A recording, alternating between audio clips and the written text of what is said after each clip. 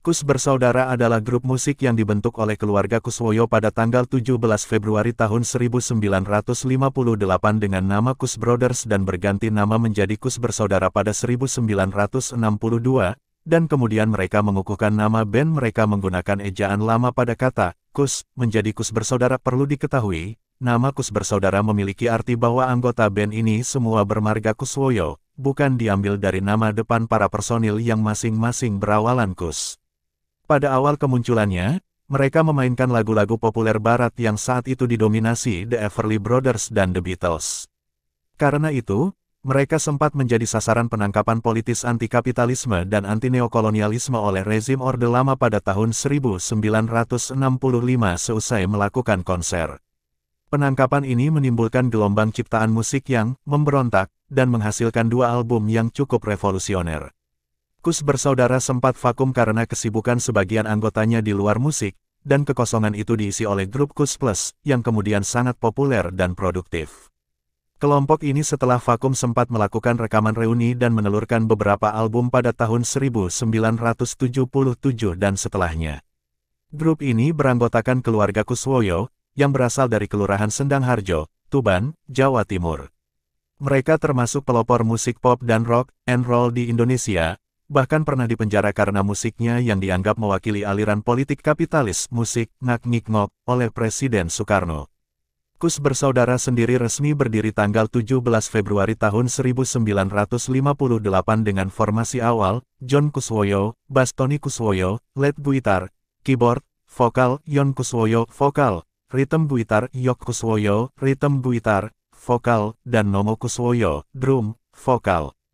Formasi awal ini hanya bertahan dari tahun 1960 sampai 1963, setelah album pertama Kus Bersaudara dirilis, John Kuswoyo memilih mengundurkan diri, dengan tersisa 4 personel Kus Bersaudara tetap melanjutkan karya demi karya. Era Orde Lama, Sunting, pada Kamis tanggal 1 Juli tahun 1965, sepasukan tentara dari Komando Operasi Tertinggi Koti, menangkap kakak beradik Tony, Yon dan Yok Kuswoyo dan mengurung mereka di penjara Glodok. Kemudian Nomo Kuswoyo atas kesadaran sendiri, datang menyusul. Perlu dicatat Nomo Kuswoyo senang sekali berkelana ke banyak daerah. Adik alem, Tony Kuswoyo itu rupanya memilih, mangan ora mangan kumpul, ketimbang berpisah dari saudara-saudara tercinta.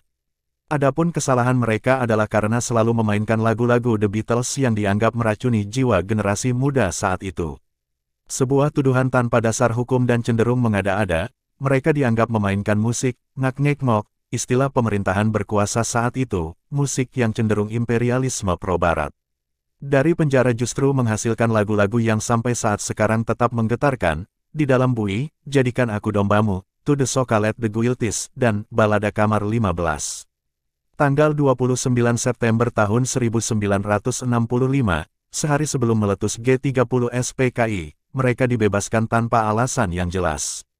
Belakangan setelah peristiwa itu berlalu, Kus Bersaudara yang masih hidup dan menginjak usia tua melakukan testimoni di depan pemirsa acara talk show Kick Andi, Metro TV, pada akhir 2008 bahwa di balik penangkapan mereka sebenarnya pemerintahan Soekarno menugaskan mereka dalam sebuah operasi kontra-intelijen guna mendukung gerakan Ganyang Malaysia.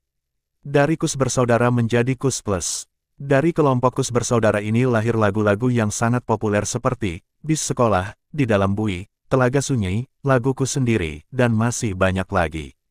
Nomo, selain bermusik juga mempunyai pekerjaan sampingan sementara Tony menghendaki totalitas dalam bermusik yang membuat Nomo harus memilih, tetap bermusik bersama Kus Bersaudara atau dipecat. Nomo memilih opsi terakhir dan diikuti oleh adiknya Yok sebagai bentuk solidaritas terhadap saudaranya. Dengan keluarnya dua anggota Kus Bersaudara yakni Nomo dan Yok, Kus Bersaudara pun usai di tahun 1968.